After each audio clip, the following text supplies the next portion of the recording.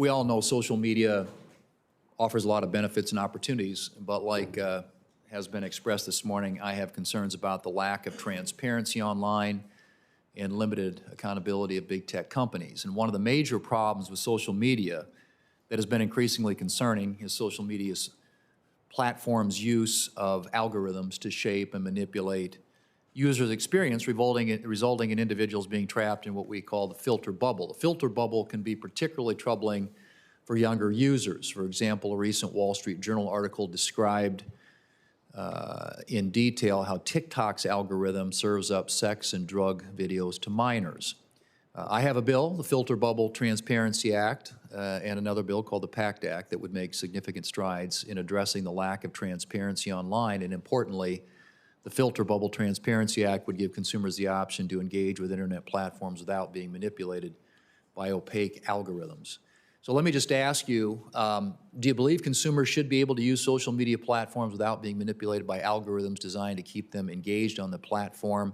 Mr. Beckerman, start with you, then we'll go Ms. Miller and Ms. Stout. Yes, Senator, we agree that there needs to be transparency in the way algorithms work and additional choice for individuals as they're using them. Ms. Miller? Senator, we do provide transparency in the way that our systems and practices work. Ms. Stout? Senator Thune, it's important to understand that what we apply algorithms to is a very small set of content, and we do provide transparency to our users, where users get to select interest categories that then determine the kind of content that they're served up. But it's not an unlimited list or set of user-generated content. It's quite narrow.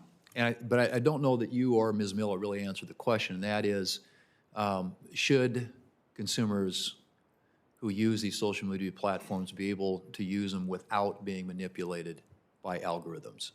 Senator, yes, I agree with you. Ms. Miller? Yes, Senator. Mr. Beckerman, what's your response to the Wall Street Journal article that described in detail how TikTok's algorithm serves up sex and drug videos to minors? Senator, thank you for the question. Sex and drugs or violations of our community guidelines have no place on TikTok. As it relates to the Wall Street Journal article, we disagree with that being an authentic experience that an actual user would have.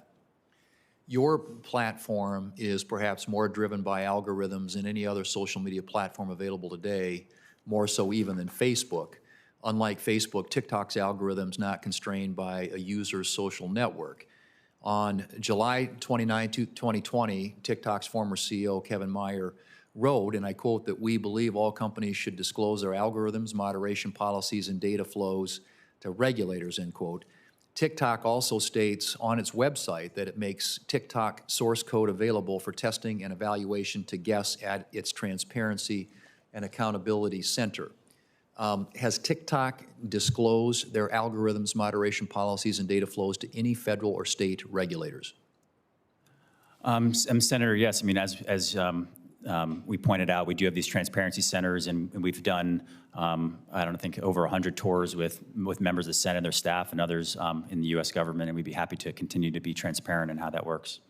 And I think maybe that Senator Blumenthal maybe touched on this, but in keeping with TikTok's disclosure practices announced in July of 2020, would you commit to providing TikTok's algorithms, moderation policies, and data flows to this committee so that we may have independent experts review them? Yes, sir. Thank you. Ms. Miller, does YouTube engage in efforts to change its users' attitudes, behaviors, or influence its users in any way? Senator, when users come to YouTube, they come to search and discover all types of content. For example, how to bake bread, to watch a church service, or to do exercise.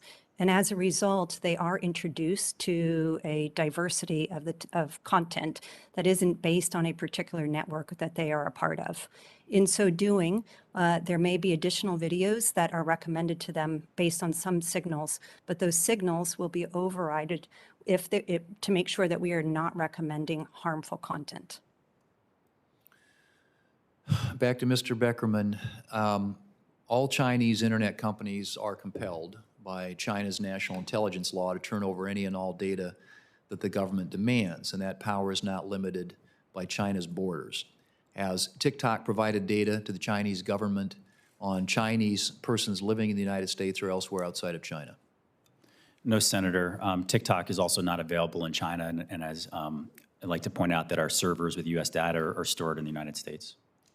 Does TikTok censor videos of Tank Man, the famous video of the young man who stood his ground in front of a procession of Chinese Army tanks during the 1989 Tiananmen Square crackdown in Beijing?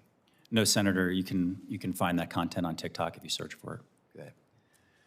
Mr. Chairman, I would suggest that, as has already been pointed out on the committee, that I think there are a number of things that we need to address.